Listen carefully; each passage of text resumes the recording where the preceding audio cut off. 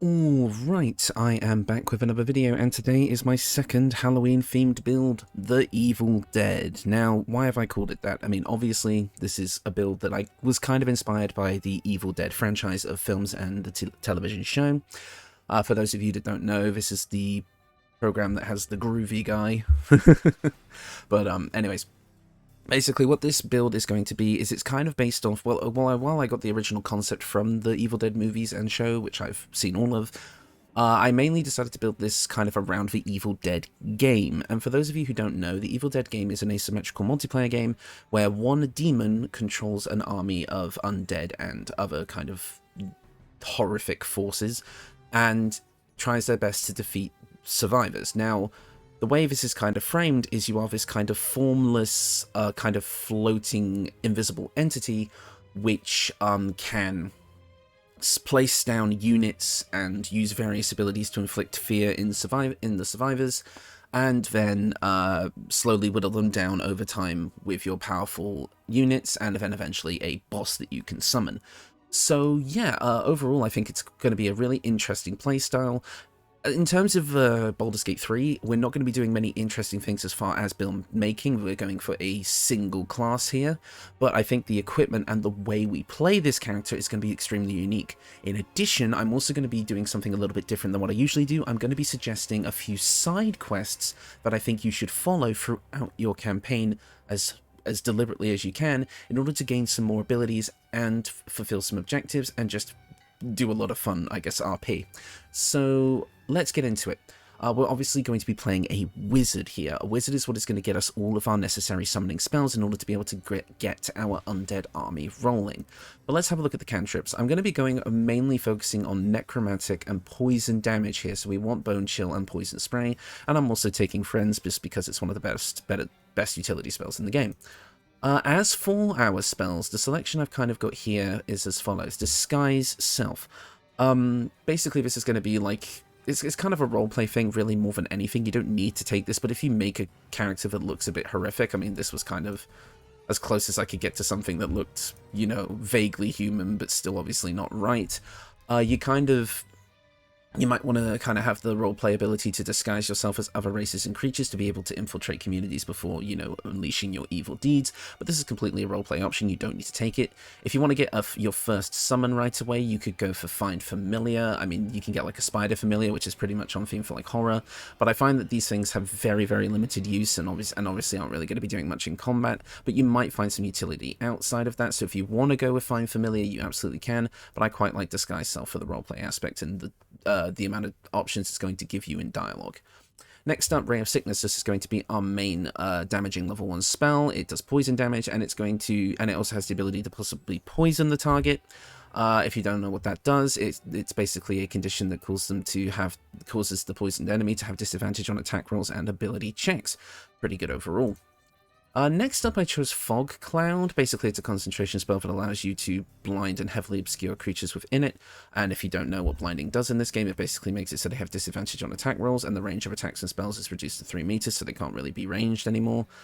And attack rolls against them have advantage. So it's a pretty powerful thing overall. Yes, it does cost a concentration, but for your basically you would blind an enemy and then send your minions in to get it, or fire spells into it and try and damage that way. But if you don't really like that, there are tons of other options here. You can go for utility options, but I quite liked having this.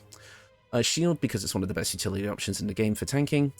Sleep, obviously the demons in the Evil Dead are able to possess people, either living or dead, and so being able to infiltrate the minds of others, a bit like my psychic builds but in a different kind of flavor, is important. And some of our summons later on are going to have abilities that revolve around being put to sleep, so we're definitely going to want to pick this up. Obviously this will become a little bit less useful in the long run, and in fact you might want to go with something that can knock enemies prone, perhaps like Ice Knife. But sleep is a good thing to start with, maybe swapping it out later. Also, Tasha's Hideous Laughter. This will knock a creature prone, and, you know, again, you could possess someone to, you know, make them go into fits of laughter and make them vulnerable. This is absolutely possible, and I think is a good option overall. Yes, it requires a concentration, but I think it will work. So these are kind of a good combination for shutting down foes in the early game. As for your ability scores, I've gone for a pretty standard stat spread here. We're looking at 16 intelligence to keep our intelligence up, a 15 in constitution for decent HP, and Constitution saving throws. Dexterity at 16 for our armor class when we cast Mage Armor, which I totally forgot to include here for some reason. I just realized that. I'm going to probably replace Sleep with Mage Armor. Make sure you take Mage Armor. How on earth did I forget that? And obviously we have a couple of extra points, so I just pop them into Charisma so we don't have a negative modifier when we go into dialogue. Let's keep going. Right, next up as a Wizard level 2, we're going to be getting our subclass, and if this wasn't obvious, I don't know what to tell you, we're going with Necromancy. If you've not looked into the Necromancy class in this game, seriously, this is one of the coolest subclasses for Wizard. I completely looked over it myself, but if you're actually speccing into as many summoning spells as possible, especially things like Animate Dead and Create Undead, this is a super powerful option that you're going to want to be picking up. Let's go over the subclass features. First of all, the typical Wizard feature. That means that Necromancy spells from scrolls cost half as much. We are going to be grabbing some scrolls in this build, which I will explain towards the end of the video, so this is a nice thing to have. Grim Harvest. Now this is cool. Once per turn, if you kill a creature with a spell, you regain hit points equal to twice the spell slot level used, thrice if it's a Necromancy spell, with undead and constructs being unaffected. Now, this is going to stack with some equipment we're going to get later to create something kind of busted, but for now it's just a nice little buff to allow us to heal ourselves without needing to actually have healing spells on command, so pretty good. Next up, we're going to get a couple of extra level spells. I mean, you can take whatever you want here. I'm probably going to be grabbing the sleep spell that I, had to quickly swap out earlier. And like I say, you can grab Find Familiar. Grease is a good option. Ice Knife is a good option. Maybe not quite as on theme, but pick whatever you like here. I think I'm going to grab Grease because, again, being able to make enemies fall prone with this build is actually pretty important because it's going to allow your undead creatures to go in. As for your prepared spells at this level, I would take whatever you think is necessary. I think this is probably a good setup, either this or this. Just to kind of have a bit of utility, tanking, defense, and an offensive option all off the bat. Again, these are prepared spells, so you can swap them in whenever you like, so keeping your utility spells maybe on the back burner until you absolutely need them would be worth it. Next up at Wizard level 3, we're going to be finally moving on to level 2 spells, and you have a lot of options here depending on what you actually want to get out of your utility, because like I said, the way this build is mainly going to work is we're going to be somebody who floats around the battlefield and has quite a lot of maneuverability, possibly inflicting status effects on our enemies, while our undead and other summons kind of concentrate on dealing as much damage as they can. If you want another summon at this level, you can go for Flaming Sphere. This one unfortunately does require your concentration, but if you don't feel like focusing on anything else, this is still a decent option. It's just a little bit more tankiness because it gives the enemy something else to hit. It does damage, you can control it. Maybe not the best option though, so you can go around with other stuff. Crown of Madness is quite on theme. Possess an enemy to make them go mad. That can be quite good. Blindness, blinding a creature always has a good thing. Darkness is also quite on theme for the build and can work in cool ways. Pick whatever you like here. Melf's Acid Arrow, if you want a kind of a powerful kind of ranged level 2 spell that feels a bit more on theme than something maybe like Scorching Ray. Ray of Enfeeblement is a good idea. Phantasmal Killer. There's so many options here. Misty Step is a great utility. Mirror Image is a great utility. Blur can be a good utility, but it requires concentration, so I'd probably just take Mirror Image. There's so many different options here you can go with. I quite like going for Crown of Madness here and Melf's Acid Arrow, but feel free to change these about if you like. Web could even be a good option here. And I would probably swap out these ones at this level, but it's up to you. Right, next up at Wizard level 4, we're going to be getting our first feat, and I think it goes without saying that we're just going to immediately want to bump our intelligence up to 18. This is going to be a solid stat to have this at for pretty much the rest of the game, but obviously we can bump it up to 20 later, but we definitely want it at 18 for now, because not only is this going to make our Necromancy attack spells more powerful, it is also going to raise the DC on the saving throws against our status condition inflicting spells, so getting this as high as we can, as early as we can, is pretty darn important. As for your cantrips, I'm going to grab Acid Splash at this level, just so we have that another option for dealing damage. We also get 2 more level 2 spells here. I'm going to be taking Darkness, and I'll probably grab Hold Person, because being able to grab Hold Person, grab onto an enemy, and then let your summons go absolutely insane on them is always pretty fun. And as for your prepared spells, I would probably just pick one or the other. I'm going to go with Hold Person for now.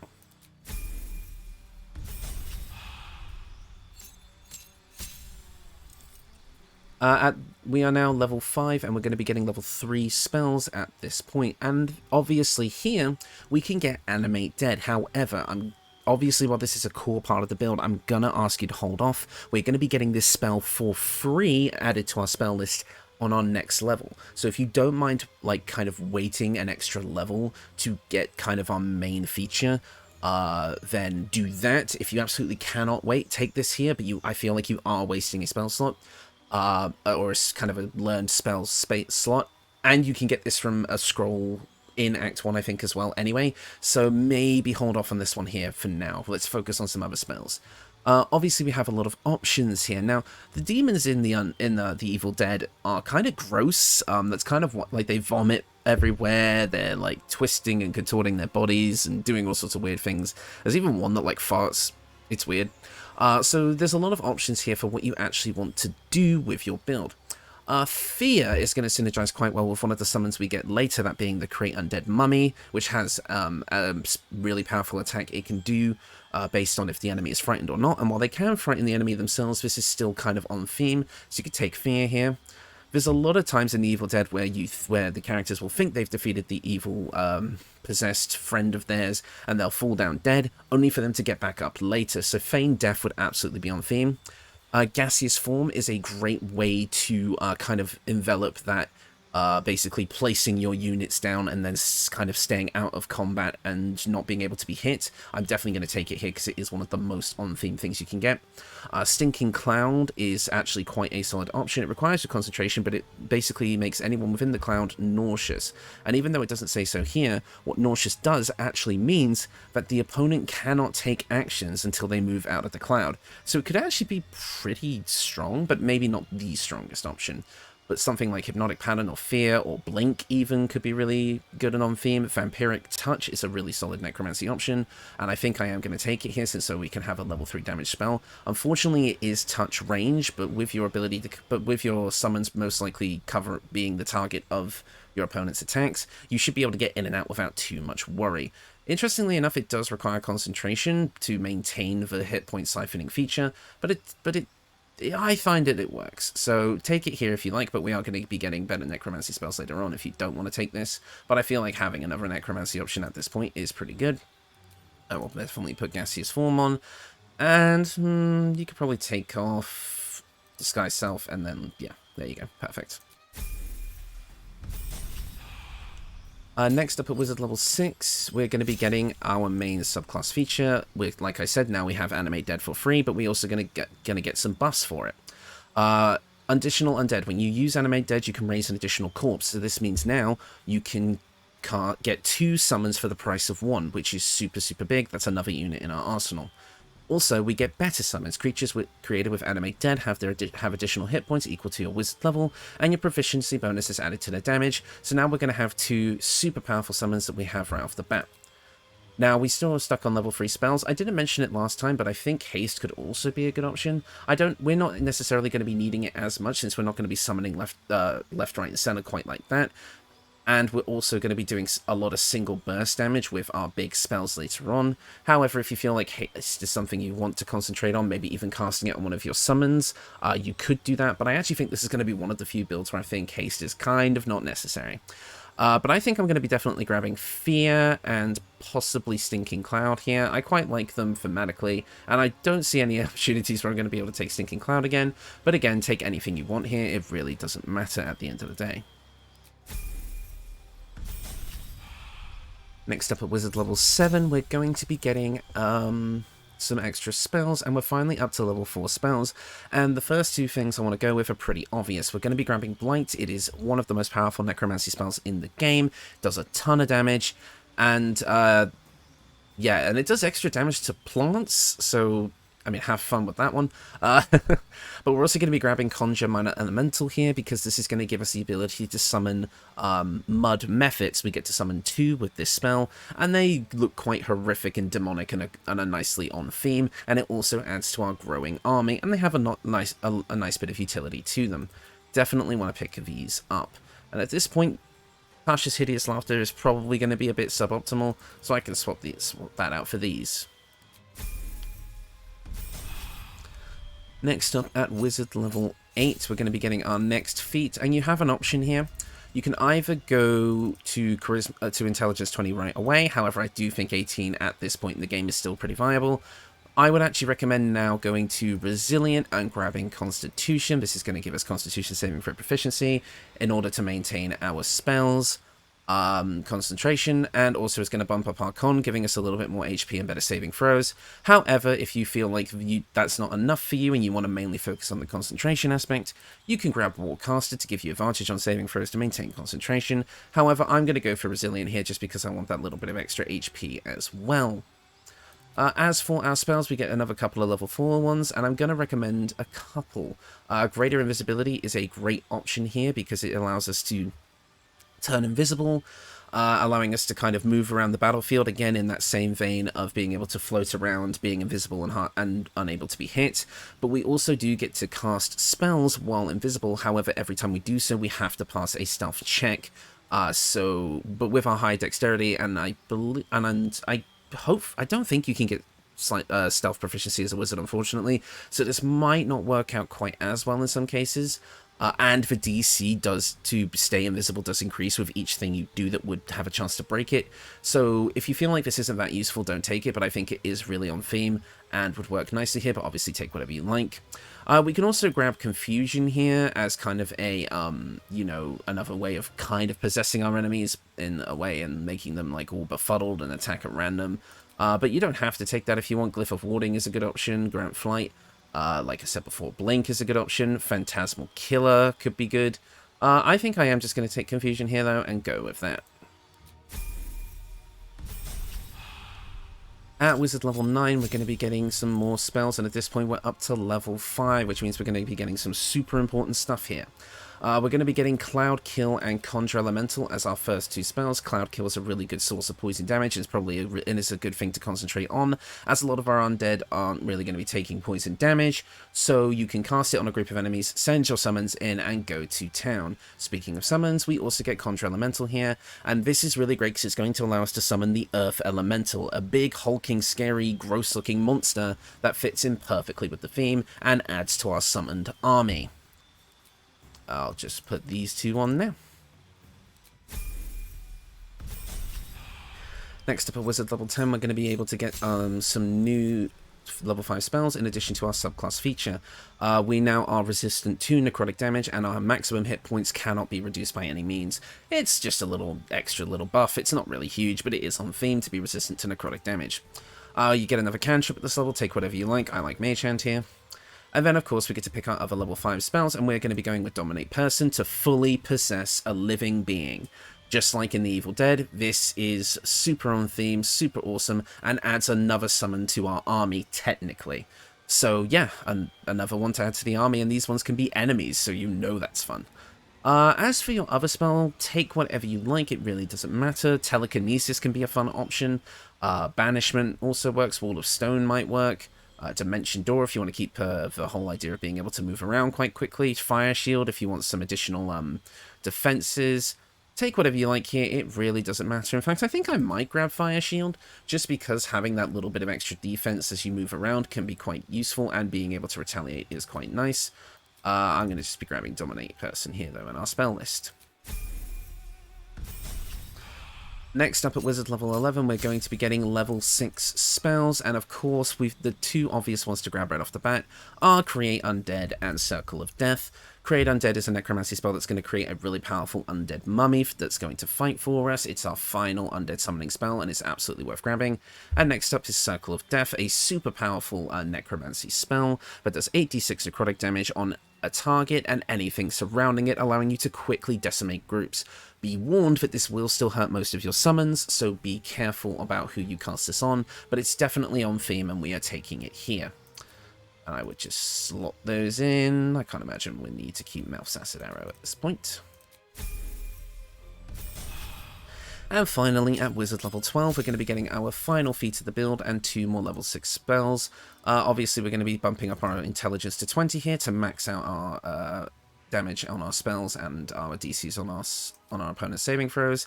And we're also going to be grabbing Eye Bite, which is going to allow you to control an enemy completely while maintaining concentration, and you can recast Eyebite without expending a spell slot while concentrating on it.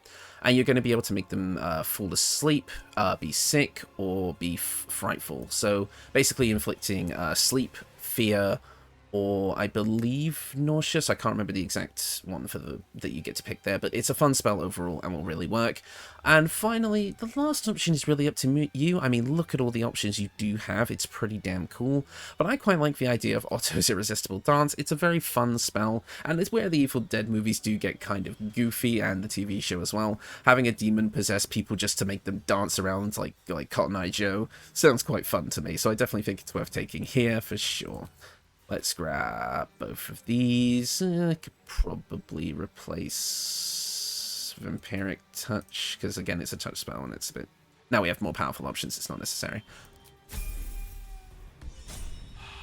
And that is going to do it for the builds. Now, overall, I feel like this is a super fun build. You're going to be able to summon a ton of things. I will have a little cut-in showing all the different summons, because unfortunately you do need corpses to raise the dead.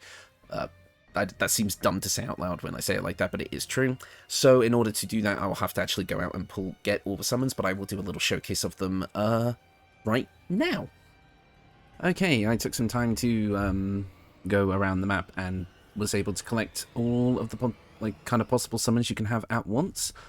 Not that well, obviously excluding the kind of quest exclusive ones like you get from the Necromancer Wizard and the Scroll of Summon Closet, but here we have the maximum you're going to be able to have just from your levels alone. So let's start with the Mummy.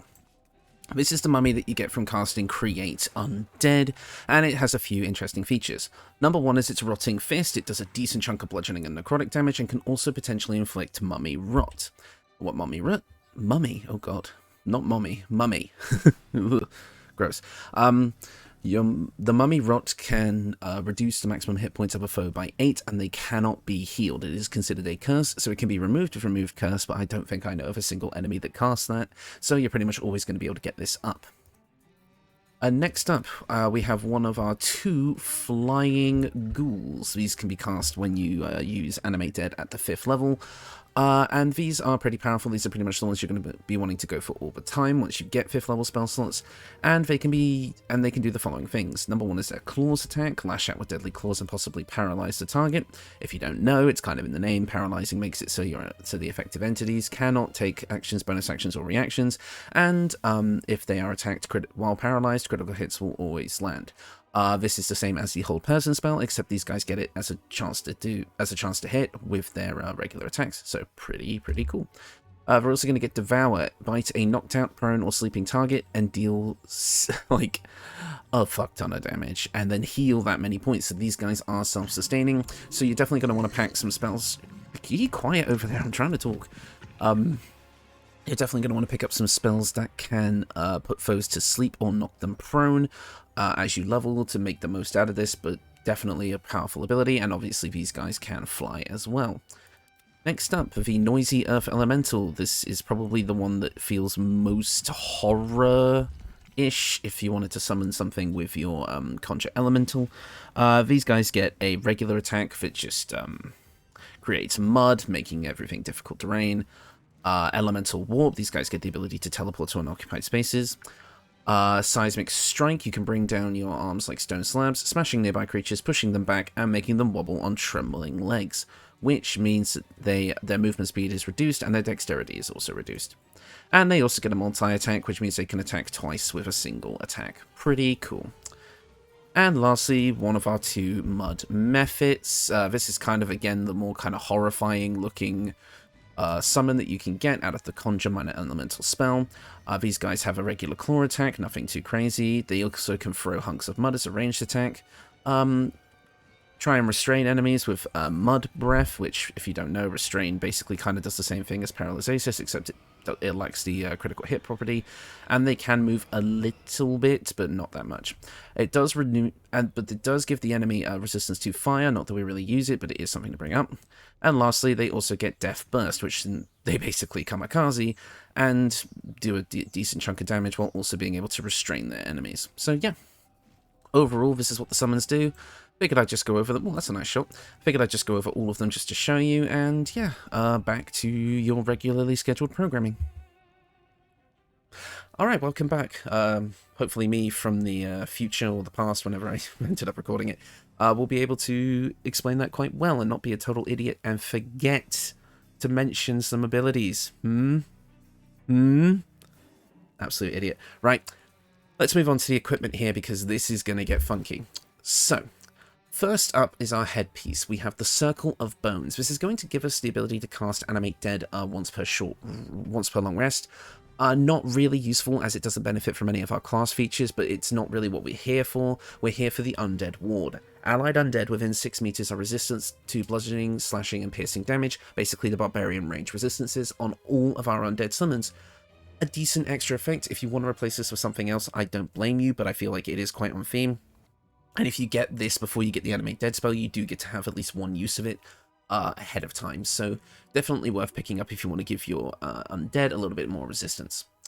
Next up is the Cloak of Cunning Broom. On the off chance you need to get out of melee range of an enemy, this is really, really useful and on theme. Basically, when the wearer disengages, they also create a foggy cloud within 2 meter radius that lasts for 1 turn. Basically, blinding all of your enemies and giving your summons a chance to go in and attack with advantage and all that, and do a ton of damage. So this is actually quite an interesting little cloak that you can get quite easily early on. This is the Robe of the Weave. You gain a +1 bonus to spell save DC and spell attack rolls whenever the wearer succeeds a saving throw against a spell. They regain 1 to 6 hit points, and you get a +2 to your armor class. Now, this is obtained in Act 3 after doing a certain side quest, so if you want something that you can use before that point, the Poisoner's Robe is also a good option and looks really, really cool. This means whenever the wearer casts a spell that deals poison damage, it deals an additional 1d4. You get this pretty early, and it's a nice little buff to damage on your Ray of Sickness and Poison Spray, so definitely worth picking up. I'll swap this back. Also, we have the Poisoner's Gloves. Whenever you deal poison damage, the target needs to succeed a Constitution saving throw or become poisoned. This basically just gives you an extra chance to poison when you cast Poison Spray or Ray of Sickness or Cloud Kill. But it's not necessary, really. I mean, obviously the poison condition is quite good, so having a little bit of an extra chance to do this is nice. However, you can swap this out for the Gloves F Dexterity if you would like, setting your Dexterity score to 18. You can get these in Act 2 pretty easily, and then put your soft points into other soft stats, like your Charisma, Wisdom, or Strength. Definitely a worthy option, but I quite like the Poisonous Gloves here, because they feel on theme. And lastly, the Disintegrating Nightwalkers. You know it, you love it. I use these on a ton of my builds. It basically means that you cannot be enwebbed, entangled, ensnared, and can't slip on grease or ice, and you get Misty Step. Really, really important for that whole ability to be able to hang back and avoid enemies while your summons deal the majority of the damage, so it's on theme and works really well. Next up are the accessories. We've got the Spectator's Eyes. This is going to give us Ray of Fear and Wounding Ray. Once per long rest, you get this in Act 1. The Ray of Fear allows us to frighten our targets, and the Wounding Ray allows us to deal 2d8 necrotic damage. You can replace this with something later on if you like the Spellcrux Amulet if you want to restore spell slots or other things, but overall I feel like this is just a fun and thematic option that is going to probably appear on a lot of my Halloween builds. Speaking of, the Ring of Exalted Marrow, this is going to give us 2 things related to undead, so it felt on theme, so I wanted to include it here. It gives us Extort the Risen, subjugate the undead with your command. Basically, it means you get to cast command, I believe, on undead foes, which is good. And Ghoulish Touch, which is another bit of necrotic damage that can possibly paralyze the target. Pretty good overall, just a nice little ring that's on theme, and I quite like to have it. Next up is the Crypt Lord Ring. If you don't want to spend that level 6 spell slot on Create Undead, this is a good way to get it as well. You can get this ring in Act 3 after completing a questline, and it lets you cast Create Undead once per long rest, which is all you need because your summons last until a long rest. So if you don't want to spend that level 6 spell slot on Create Undead, this is a good alternative. However, you can replace this with something else if you wish. And lastly, our staff, the Staff of Cherished Necromancy. This is the kicker. It looks awesome and it is awesome. Heightened Necromancy. Creatures have disadvantage on saving throws against your necromancy spells. Very, very powerful, but that's not even the most powerful bit. When a wielder kills a hostile creature with a spell, they greedily absorb its energy and gain life essence until their next long rest. Now, what life essence does... The affected entity has absorbed a creature's essence. It can use that essence to cast any necromancy spell without consuming a spell slot. Congratulations, by getting this staff you have just unlocked infinite spell slots for necromancy spells. I'm not kidding. That's how this works. You can see down here, I have 10 life essence stacked up. This is just from me fighting my way to get to this point so I can make this video. Basically, every time you kill an enemy, you gain a stack of life essence, and for every stack, you can cast a necromancy spell without expanding a spell slot, which means as long as you are killing enemies with necromancy spells, you have infinite spell slots. This is insane. This means Infinite Circle of Death, a level 6 spell that you can spam, Blight, all of that good stuff. Any necromancy spells you pick up, create undead even as well, so that's kind of makes the ring obsolete, but again, whatever. And things like, there's just so much you can do with this. Obviously play around with it, but this is just one of the most powerful things you can have as a necromancer. You could basically just spam Blight and Circle of Death and go crazy.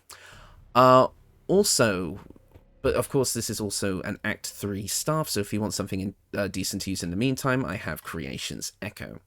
Basically, this is a staff you can get earlier on in the game, and what it does is if the wielder deals acid, fire, lightning, radiant, or necrotic damage, it becomes resistant to that damage type for 2 turns. Basically just a way to get a little bit of extra defense through casting your spells, but it's basically the only kind of decent staff I could find that you can get easily, so I think this is definitely the one you want to aim for in the end game. Also, this one actually sheds light, I just noticed, if you look. That's kind of cool. And the green flame looks awesome. So yeah, that is the build. Overall, this is powerful. Very, very powerful. Like I say, you can use Life Essence to cast any of these spells pretty much infinitely, including Eye Bite, which is awesome. And obviously you're going to be able to summon a ton of different creatures, such as the elementals, the minor elementals, and your undead, to create a massive army. Now, there's a little bit more we still have to go into here, because as I said at the start of the video, this isn't just a build guide, this is kind of a roleplay guide, which is weird to say, but there are a few quests and scrolls that I'm going to want you to pick up as we go. I'm going to have some visuals on screen to kind of represent what I'm talking about here, as I can't really show these off without actually having to play through the game to get them, and I, quite frankly, don't have time for that. So, the first thing we're going to want to pick up, and I'm going to be looking at my notes here to make sure I don't miss anything. As you play this character, the main thing I want you to be doing is going through the Necromancy of Thay quest. This is literally getting the Necronomicon. I don't want to spoil it for you, just kind of use the wiki page I link in the description to kind of follow this questline, because it is a bit difficult to follow without a guide. And you're going to be able to get some really interesting things out of that questline, like some permanent buffs, but also towards the end you're going to get the ability to use a spell that allows you to summon up to 4 or 5 ghouls, adding to your army. It's straight up like a Necronomicon quest, which is completely in the theme of the Evil Dead, so you're absolutely going to want to follow this here. The other questline you're going to want to follow is the Us questline. If you played the intro of the game, you may remember Us. It is the intellect devourer you pull out of the corpse, and if you follow that questline, you will be able to get an extra summon that doesn't overwrite any of our existing ones, so it's another powerful addition to the army. In Act 1 as well, you can get a Scroll of Summon Quasit. This is basically a more powerful kind of Find Familiar spell, but it's going to give you a fun, unique, and interesting companion that also adds to the army, so you want to pick that up as well. And lastly, in Act 3, you're going to want to pick up the Scroll of Dethrone. This is going to teach you a powerful necromancy spell that is absolutely going to be worth picking up. And finally, you're going to want to play this character as a Dark Urge, if that wasn't obvious, and do an evil playthrough in order to grab the spell Power Word Kill, and eventually a transformation into your true demon form. There is a lot of extra things you can do with this build to kind of be on theme and thematic, and just create what is straight up an evil, necromantic killer that summons their army of undead and makes their enemies' lives a living hell. And it's definitely one of the more fun ways to do an evil playthrough overall. And obviously, yeah, you could go for the Mind Flayer Tadpole powers as well, and just go absolutely crazy with that. There is so much you can do with this build. So, overall, I think this is one of the most fun builds I've probably made. Actually seeing your army of undead and summons just wail on enemies is so, so fun. I wanted to do a summoner build for a long time, but I didn't really know how to do it with the theming, because it was either going to be all levels of wizard, all levels of cleric to get things like spiritual weapon, guardian of faith and that, or some weird mixture of the two, or maybe even druid levels to get conjure elemental and conjure woodland being and such. But I feel like this whole theme and the way the equipment works and such is just so much fun, and you're going to get a ton of cool stuff out of it if you follow all the quest lines. And by the end of it, you're just going to feel like this was a very satisfying playthrough to play, I guarantee it. But yeah, this is my second Halloween build. I will have another one next weekend with some other builds in the meantime. I now have another backlog of build requests that have kind of built up over my last two videos, as well as the deity builds that I'm working on, so I'm very, very busy at the moment. Also, I apologize that there was no upload the day before yesterday because I was kind of busy, but I did manage to get up the corrupted gift build, and now this one as well after that. I don't know if there's going to be a video tomorrow, which would be the Sunday. I might take a little bit of a break just to kind of relax a little bit and get through some of my backlog of games that I'm trying to get through. I'm also doing a multiplayer run of this game with my friend who's never played a game like this before, so it's quite fun. But yeah, overall, thank you for watching, and I will see you all when I see you next. Goodbye. Groovy.